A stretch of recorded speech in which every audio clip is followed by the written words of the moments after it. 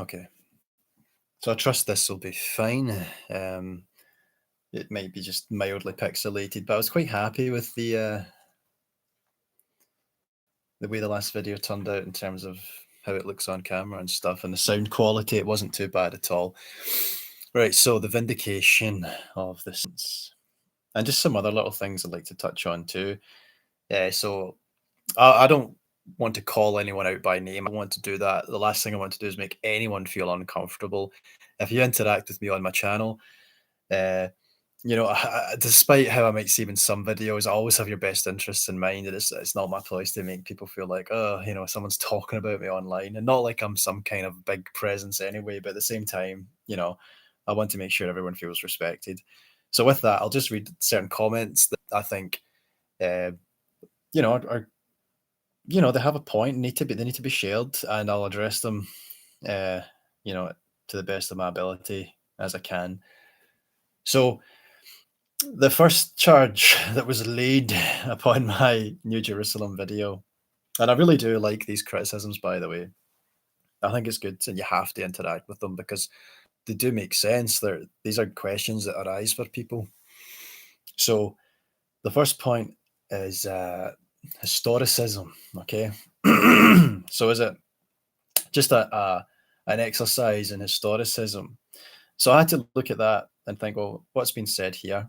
So historicism is the idea um, that social and cultural phenomenon are determined by history, or the tendency to regard historical development as the most basic aspect of human existence. So maybe to place too much of an importance on history, which I don't know, it doesn't sound like a really heavy charge to lay at someone's feet, particularly with regards to things concerning prophecy, where a historical context is important. Maybe you could say the tendency to lean too heavily upon history so as to miss maybe something more transcendent. Perhaps that would be a charge that you could make, but I don't see it as one that holds any water. I don't see it as one that does that. My point was this. In response to this, I quoted Hebrews 8:6 and John 8:58. John 8:58 is Jesus saying, most assuredly I say to you, before Abraham was, I am. And Hebrews 8:6 is, but now he has obtained a more excellent ministry, inasmuch as he is also mediator of a better covenant, which was established on better promises. And the reason I quoted both of those verses is because they both speak to the historical uh, importance of the Hebrew tradition, because that's where the torch is kind of shone from in the distance, and then all that light focuses on Christ. It all points towards Christ. That's what it's all building up to. So we have to look back into history to see the importance of these things. So that was my first wee response to that. So it's all about old prophecies being fulfilled. So it's only natural that we look back and refer to old traditions. By doing this, we can understand more recent events as they're not then divorced from their historical context. The next thing that was said to me was, why was John given a measuring stick and told to measure the New Jerusalem if it wasn't a physical city? So, that's a good point to make. John was actually told to measure the New Jerusalem. So if he's getting a measuring stick and he's measuring the New Jerusalem, then, you know, it stands to reason then that this is a real place. This is a physical city, doesn't it? Well, not really. Not when you really get down to it and see what's being communicated here. So the first point I made was that it's important to recognize that the dimensions given to John are 1,000 times bigger than those described in Ezekiel 48. So there we have a city described in Ezekiel 48, but the New Jerusalem is 1,000 times bigger. And we have to think, what does that mean to communicate? Why is it 1,000 times bigger? And to paint the picture, so if we look at the metrics given to John in Revelation, the New Jerusalem would be somewhere between the size of India and Australia and reach into space. So clearly, this is not a city that could exist on Earth, right? It couldn't, because And when you really think about it, the New Jerusalem wouldn't fit into Israel. It's the size of a continent, as if you take it literally. So it'd be this huge thing. I'm pretty sure it would affect the way the earth moves as well, the size of this thing. So I say instead that these measurements and its features, such as the 12 gates, are designed to convey inclusivity. So all the tribes of Israel can come in, and all the people of the world are welcome too. Okay. And as I say, when it's all said and done, the kingdoms of this world have become the kingdoms of God in His Christ. And that's an important note as well, because you could then imagine, well, there's a new heavens and a new earth. So maybe the New Jerusalem fits into the new heaven, new earth. But as the scripture says, the kingdoms of this world have become the kingdoms of God in His Christ. So we need to be careful how we interpret these kinds of things. And when it really gets down to it, I recommend a book to some people. It's called A Personal Revelation, and it's written by Eric Fugit. Fugit. I still don't know how to pronounce his surname. It's Fugget. Eric Fugit. I don't know how you say his name, but he wrote A Personal Revelation, which gets right into the nitty gritty of every single little detail of Revelation, and he brings it to bear, like shows how it's reflected in the historical context. Okay, so just to touch on the theme of this video now, the vindication of the saints. So when we read Revelation chapter 6 and we get to the 9th verse, it speaks of the 5th seal, the cry of the martyrs. Okay. When he opened the 5th seal, I saw under the altar the souls of those who had been slain for the word of God and for the testimony which they held. And they cried with a loud voice, saying, How long, O Lord, holy and true, until you judge and avenge our blood on those who dwell on the earth? Then a white robe was given to each of them, and it was said to them that they should rest a little while longer, until both the number of their fellow servants and their brethren who would be killed as they were was complete. So, there's another place where it speaks about the death of the martyrs, and it's important to remember that who were the first people killed? Who were the first martyrs? When did they die? They died in the 1st century. So if it's these people that are calling out and they're being told to hold on a little longer, then it's not like they're waiting 2,000 years. But I'm going to show you the context within which to read John 6, 9 to 11, the vindication of the saints. So we turn to Matthew 23, woe to the scribes and Pharisees, okay? And I don't know if I need to read the whole thing out here, but let's take it down to here.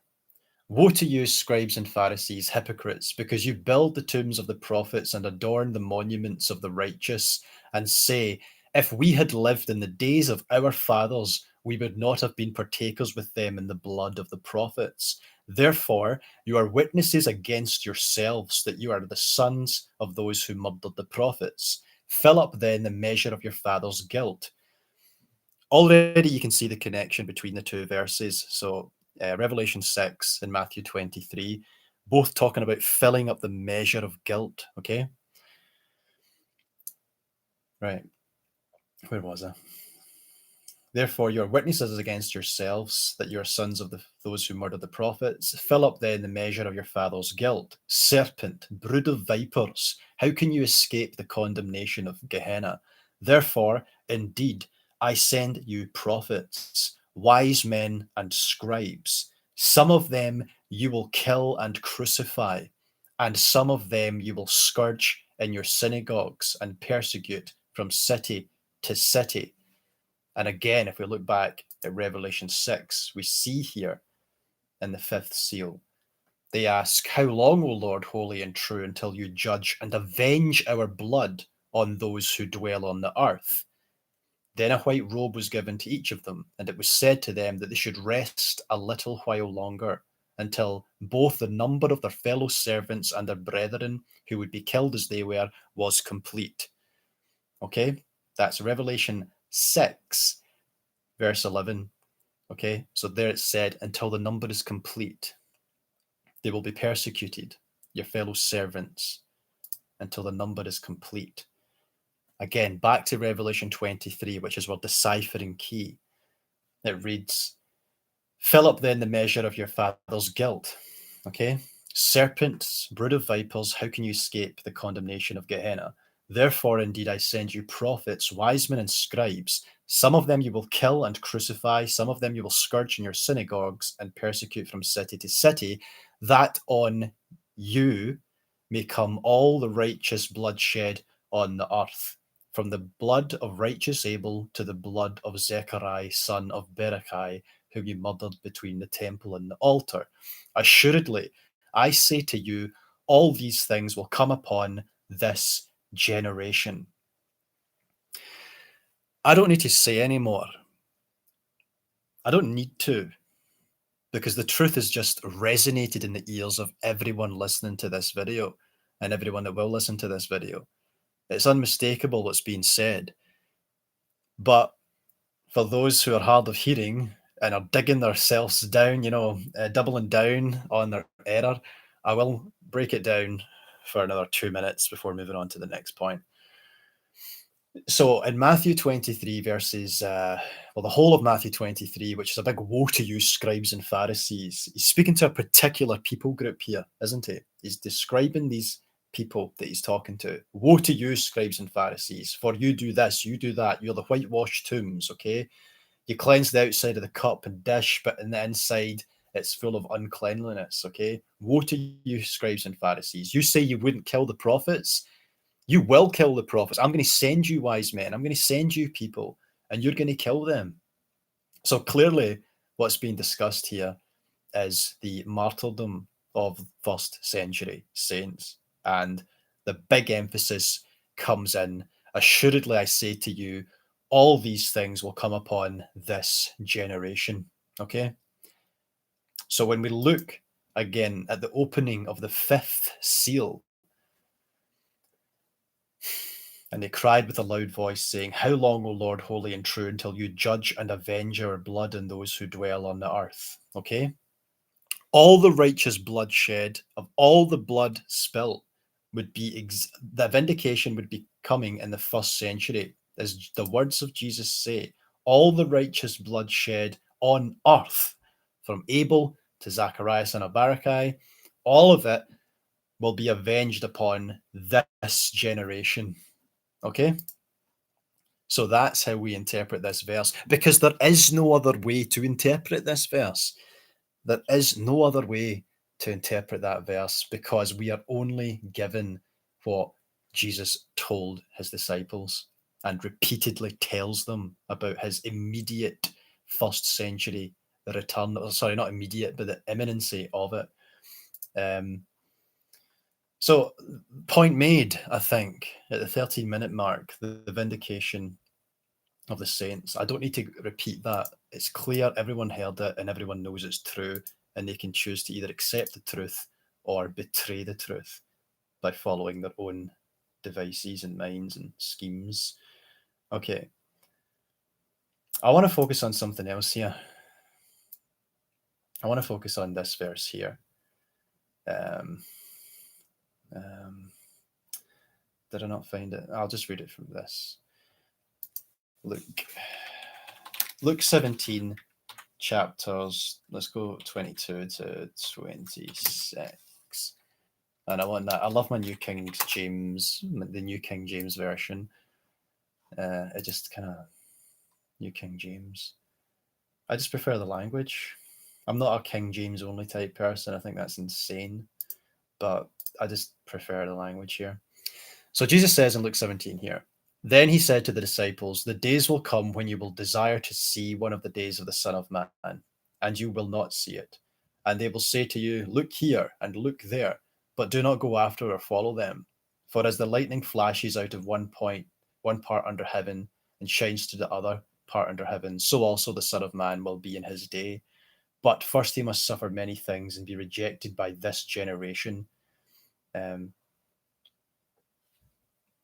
Hold on. I've snagged on the wrong verse there. Right, there we go. Good. Okay. So yeah, the disciples would be martyred, um, and come to know many sufferings, and that was just following the cross of Christ. Um, the point is, let's see. Yep. And Luke 21:8. This is what I think many people need to sit with, and lots of people need to sit with this verse and not try and duck away, not try and hide from it, because I've yet to find any futurist address this point and tell me. So in the comment section below, if you're a futurist, everyone watching this that's a futurist, and if you don't like to make public comments, that's fine. I know some people don't, but you need to reflect on this, okay? I want to know how you respond to this. I want to know what it does to you inside. How does it make you feel? How do you get past this? Luke 21:8. And he said, "Take heed that you not be deceived. For many will come in my name, saying, I am he, and the time has drawn near. Therefore, do not go after them." Okay? So, let's see. Okay, so let's just take that as it is. So Luke 21:8, okay? The time has drawn near. So people will come and say, the time has drawn near. Do not go after them. Right. And we hear in John 6:63, it is the Spirit who gives life, the flesh profits nothing. The words that I speak to you are spirit, they are life. Okay. And in John 10:27, he says, "My sheep hear my voice, I know them, and they follow me." And in various places, we're told about the importance of listening to Jesus. And God the Father can be heard, whether it's the voice of an archangel or whatever you suppose it was. The voice of God resonates out and says, "This is my beloved Son, in whom I am well pleased. Listen to him, hear him." Okay, so when Jesus says, when they say the time is drawing near, but it's not, these are false prophets, don't follow them. I want to know how the futurist then hears that, accepts that that was said, and then reads through the New Testament and reads in the numerous places where John says it's the final hour, where Paul says our salvation is drawn closer than when we first believed, when we're told it's at the doors, when we're told it's coming, when we're told in the book of Hebrews, he who is coming shall not tarry, and yet in a very, very little he will come.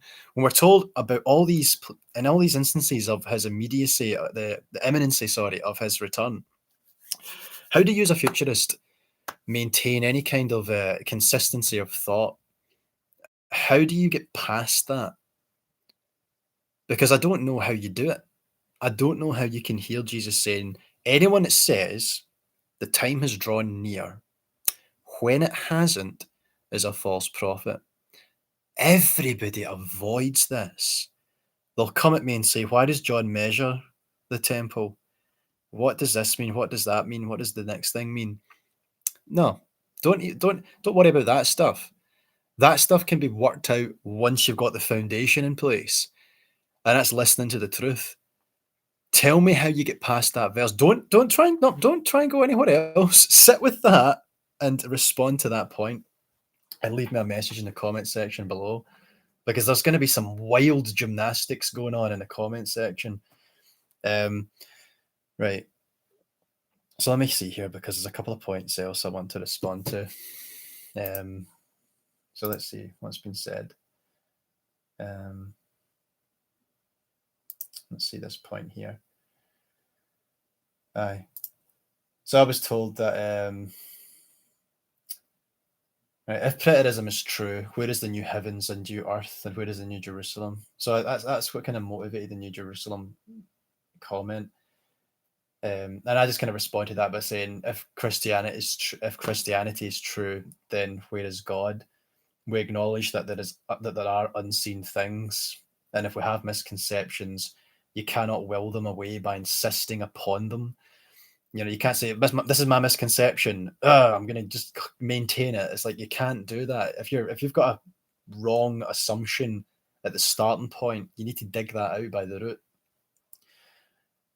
So the new heavens and the new earth and the new Jerusalem are not what you understand them to be. If you're a futurist, you've got a misconception in mind. So you got to ask the question: what could it be? What is being spoken about? Is there another hermeneutic that would be applicable? Um, Someone else has told me that they've moved away from the Pentecostal movement and away from the rapture theory. Uh, yeah, I used to be caught up in the rapture as well.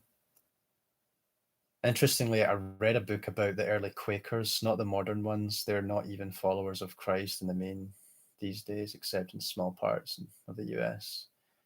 So the book called Apocalypse of the World by Douglas Gwynne. I don't know if I said that right, which was very similar to preterism in that they valued the metaphorical understanding. Yeah, I might have a little look at that book actually. But yeah, I used to get caught up in all this rapture stuff too, and it's absolutely ludicrous. It's insane. It's all this stuff, and people are looking at constellations and stars, and that's astrology, isn't it? That's astrology. You demoniacs, you brood of vipers. How could you do that? Look at the stars. Ah, absolute voodoo. So basically, futurism is voodoo. You're practicing magic and witchcraft if you're a futurist, and you should really reflect on that because you're looking at the stars, you're looking at moons and stuff, and you're not like meditating in the spirit. You're practicing the dark arts, and that's why futurism is such a blinding delusion that so many people are caught up in. If you've ever had any kind of like you know inclination to check out a blood moon, you're too far gone to see the truth. I don't believe that, but I get those kinds of messages about myself and futurism that I've opened myself up to some evil spirit that's wormed its way into me and blinded me from the truth. It's like, nah, nah. I mean, I don't. Yeah. What is it? Paul says, he sounds like a fool when he tries to speak about his righteousness. But when I was looking into these things, I was being as wholesome as I could possibly be. Like I was literally, um, I don't know, I don't know. I mean, I can't speak to how healthy my heart was and all the rest of it, but I was really, really, really trying to commune with God with the fervorance that, quite frankly, and all honestly, that I can, because that's the nature of my channel. In all honesty, I don't have today. That the same fervency of heart, like I don't. It would exhaust me to be like that and to do a job full time. I couldn't do both at the same time. I've sacrificed an aspect of my spirituality, I feel, to do what I'm doing just now, to be a teacher. And I don't know how I feel about that. Maybe not, maybe in other ways I'm kind of moving in spiritual ways, but nah, you know what I mean? I feel like I've kind of let go of something that was really special and really lovely. And that maybe that's the weakness that I have is when I try and open myself up into the world to try and engage with the world a bit more. When I'm looking for relationships, when I'm looking for jobs and stuff like that, we can feel ourselves having to contend with structures that just are a little bit uncool. Like they just don't resonate. They don't feel uh, as good to us as spiritual people. And that's the weakness, I would say. But when I was looking into this, when I was looking for the truth, uh, and you know what, it was David McMurdo was a real good influence in that regard too, because it was him that said about pursuing the truth regardless of where it takes you. And I thought that's cool, man. I really like the sound of that because that sounds like doing it right. Who wants to half-ass this thing? Who wants to say, "Oh, I'm gonna kind of be a Christian," but then not really, And it's like you want to do it right. You want to do it to the best of your ability. And I'm not saying I've always done that. I'm not saying I've always done that, but I've certainly tried to make that my modus operandi. And if ever I feel like I've came off the straight and narrow, um, it's always been my intention to kind of swing it back on. You know what I mean? to get there in the end to remedy anything that might be off. But I'm still working on things. We should always be trying to refine ourselves. If Jesus was taken up and raptured at his ascension, then why is it too far fetched to believe as a preterist that the same happened to believers in AD 70? Yeah, I know. Um, is it so hard to believe? Like, if it happened to Jesus, then why couldn't it happen to other people?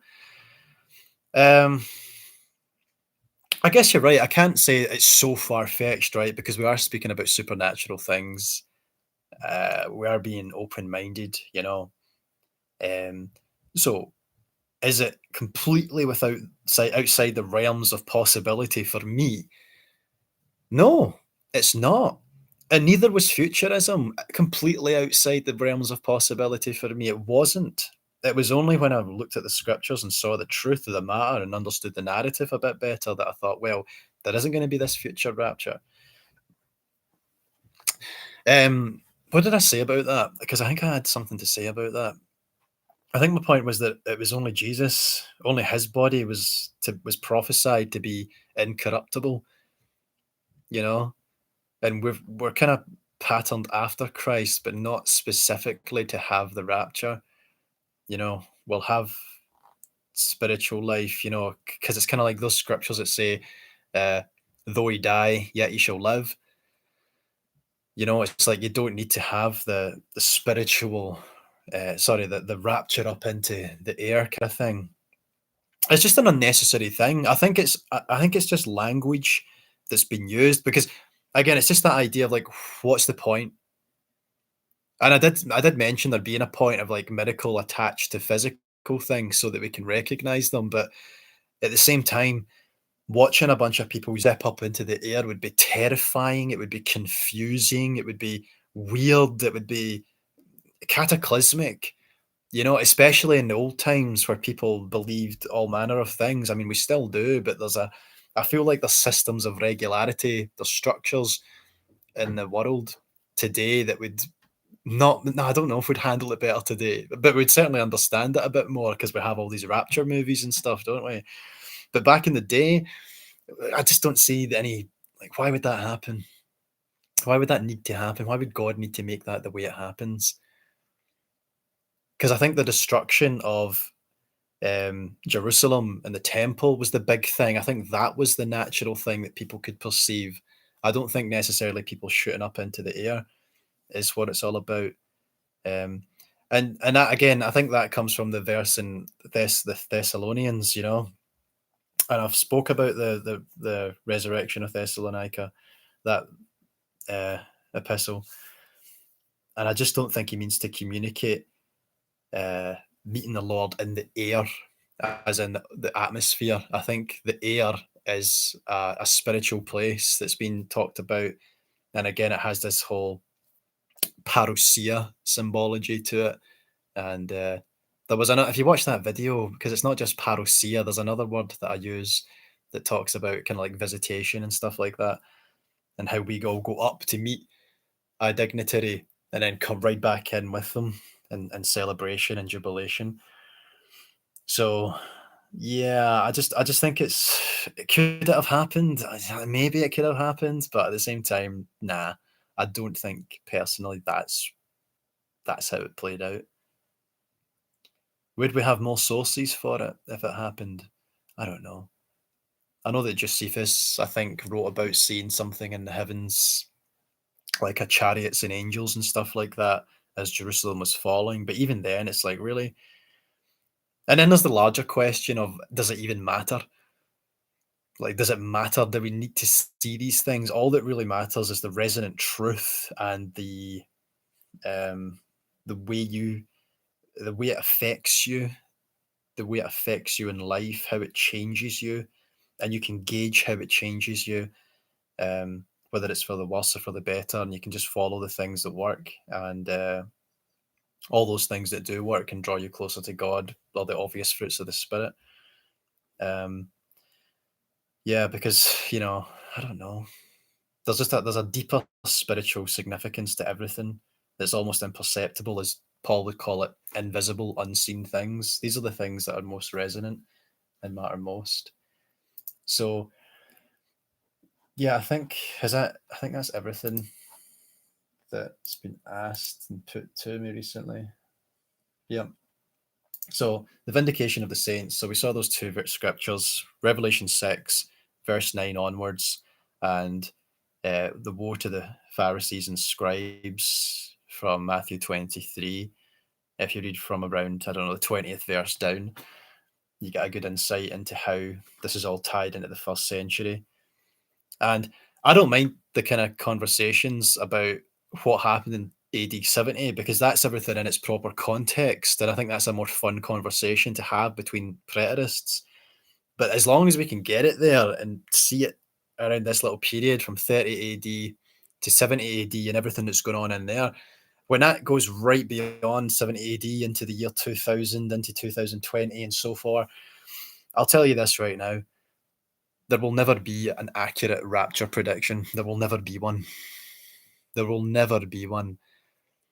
Okay, YouTube will no longer exist and the rapture will not have happened. This video here, this won't be around. Okay, I will have, if I could live a full life, you know, I could live to I'm 80 years old, rapture won't happen. My kids could live to their 80, it won't happen. I'm telling you right now, it is not in prophecy. If something like a rapture happened, that'd be a new thing and there'd be a new prophet telling you about it. But there isn't, and there won't be. That's what kind of took away the seething bitingness of like some of those channels that just kind of inspired a lot of fear in me back in the day. Like, and I think there's utility in fear for young Christians, but I think it can be kind of self-destructive to a degree as well. Like that uh, final call and all those. Like, I think they have some good things to say. Don't get me wrong, but that Boshoff guy with the beard is quite an intimidating presence. He had a series of videos, him and his wife, all about how the rapture was happening soon. And I'm kind of like, how close are you to truth if you're so divorced from something like that? But again, I don't, maybe that's a bit pretentious. Maybe you can have such a pure and wonderful spirit and just not perceive all these little doctrinal points. I did make that video as well about how doctrinal points don't make the man, you know, they don't make you who you are. Um, but still, you know, I'm conscious of what the truth is. And I think, you know, I can respect it and it just it makes a difference when I see someone who's got it all right. You know, when I look in the mirror, it makes all the difference. I'm kidding. No. Yeah, that would be bad. You should never think yourself all that, and I certainly don't. I certainly don't. Um, yeah, I don't know, but yeah, this just makes sense to me. It makes sense to me. I had a dream last night about my deceased brother.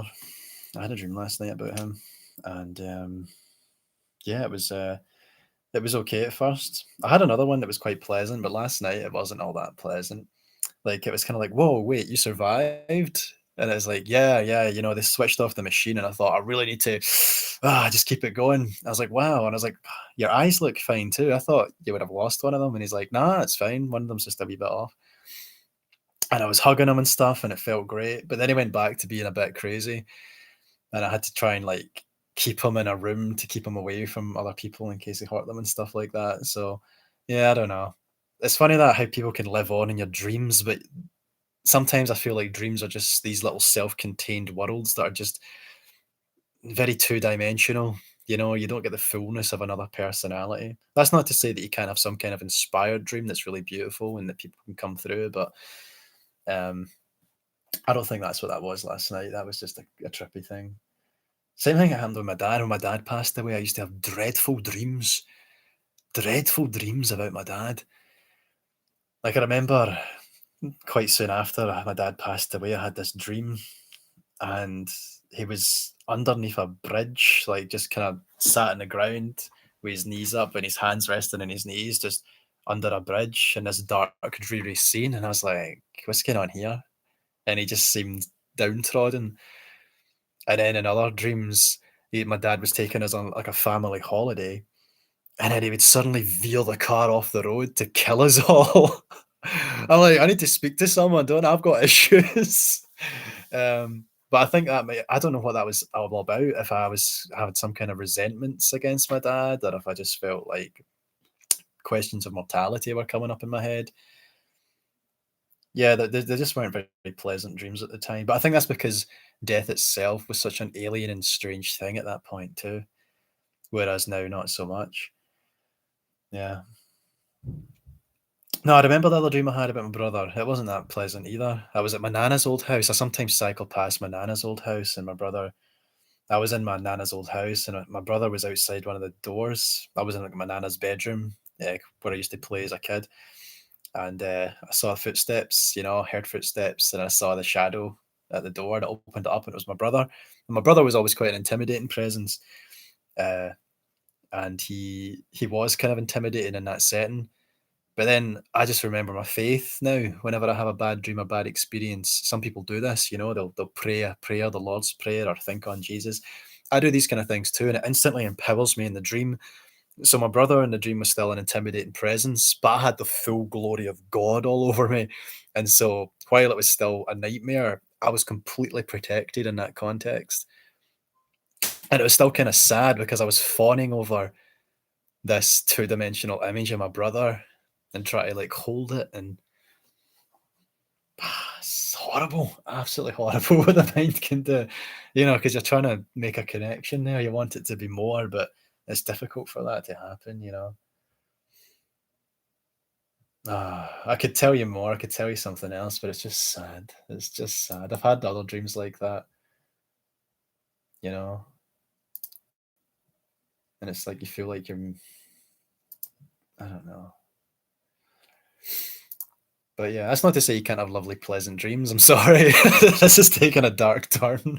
This is how horror movies are written, but still, these are just experiences of life, and you've got to know how to negotiate it. One of the best ways for me is just to see the other side of it. It's kind of like being terrified of horror films, right?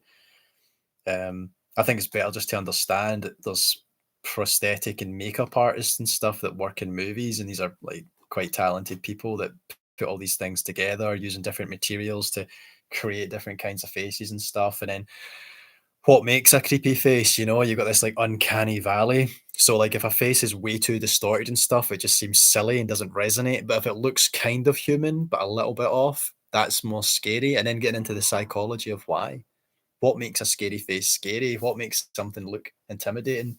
And it's usually if it's bigger than you, if it's a predator with sharp teeth and claws, and then you can kind of reduce things down and see them as silly things. And that's why I'm not scared of like a demon anymore being some big hulking scary presence, because I understand that to be very carnal and very um just it's all caught up in biology and chemistry and stuff. There's nothing spiritual about that idea. There's deeper things. Um, but who knows? Who knows? There's a lot to think about. I'm thinking about too many things at once. I'm supposed to go out tonight. I went out last night. I went to Glasgow. I went to a place called the Dockyard Social. I'll finish this video up soon. I think I've made my main points. I'm just talking into the camera now. I went to the Dockyard Social, which is this big warehouse in Glasgow that's full of like heaters and pop-up restaurant things, little stalls, and they do like little gourmet food things. And as you go in, you buy chips like poker chips, little tokens, and you exchange these for your food. I spent like £20 and I ate really well. And I was out with the Italian girl, um, and her friend from South Africa who had a Japanese name. That was confusing. And yeah, it seemed to go very well. Everything was really, really nice. And yeah, it was just a strange time, just a strange evening. As it happened, you know, um, she invited me back to her place. No, she didn't invite me back to her place. She invited me back to a place where she was cat sitting. She's like, "Oh, do you want to hang out for a little bit after?" And I was like, "Okay, fine." So we're talking about Mormon church and all the rest of it, and then we get back to this place with the cats, and the cats are lovely.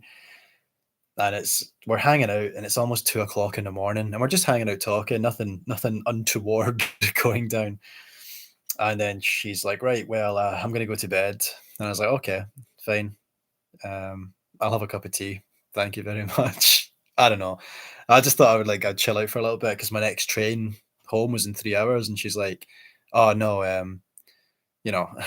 like kind like she was trying to kindly say leave, and I'm like, wait a minute, it's like almost 2 o'clock. There's no trains home, and I was like, oh, that's cool. I was just thinking like maybe I'd hang out for a little bit, and she's like, well, I don't know if I like the presumption, uh, that you can just stay, and I was like, whoa, it's like suddenly I'm on trial here. Suddenly I'm on trial. I'm like, oh, I'm sorry, I don't mean to presume anything. I'm just saying, like, I can't get home. Like, literally, I'm in Glasgow. I live in a small rural town, about 20 miles away. I was like, is it okay maybe if I just hang out? And she's just giving me this look like, get out, just get out of here. Which doesn't make I don't understand. Like when something like that happens, I say if the shoe was on the other foot, if I had invited someone back and it had gotten so late, would I kick them out? And I'm thinking, you wouldn't do that as a man doing that to a woman. That would be so unseemly. But it's fine for a woman to do that to a man. So yeah, I just got a taxi home. It was a little bit expensive. A little bit expensive. It was quite expensive. Um, but it kind of made me feel like, that nah, I don't like that. That's a red flag for me.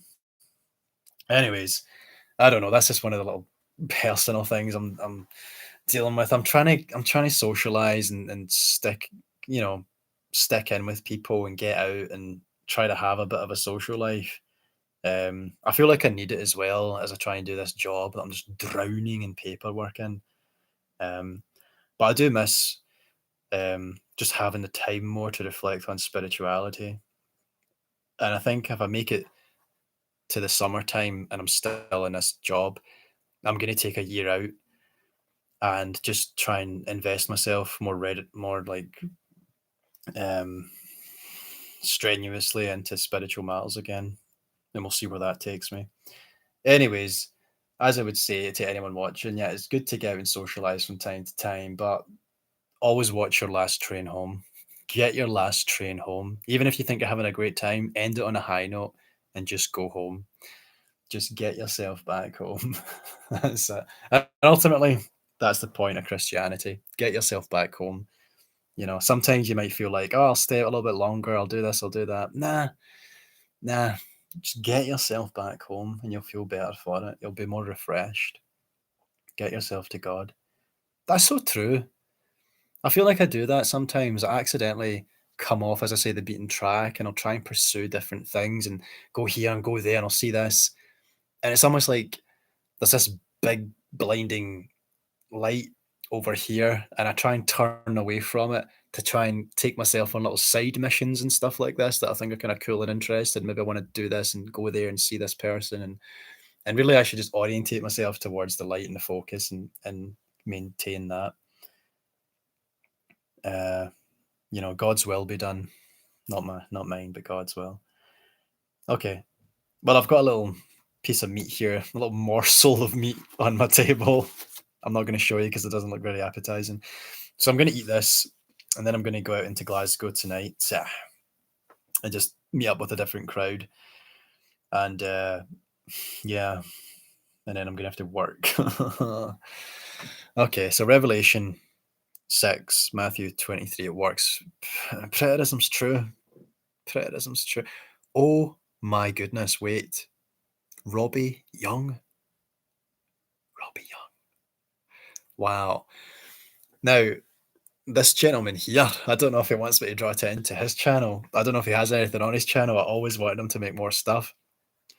So eloquent, man. Like, I just loved this guy's comments when I was first kind of getting into preterism. This guy had all the information. It looked amazing. He had it all laid out. He's got it all understood. Just kind of came out of the ether as a full blown preterist, you know what I mean, and transmitted the disease, you know. This is brilliant. Do you know that the oldest fragments date back to the year 150 and 200 AD, right? And complete manuscripts date back to the 3rd century. Hmm.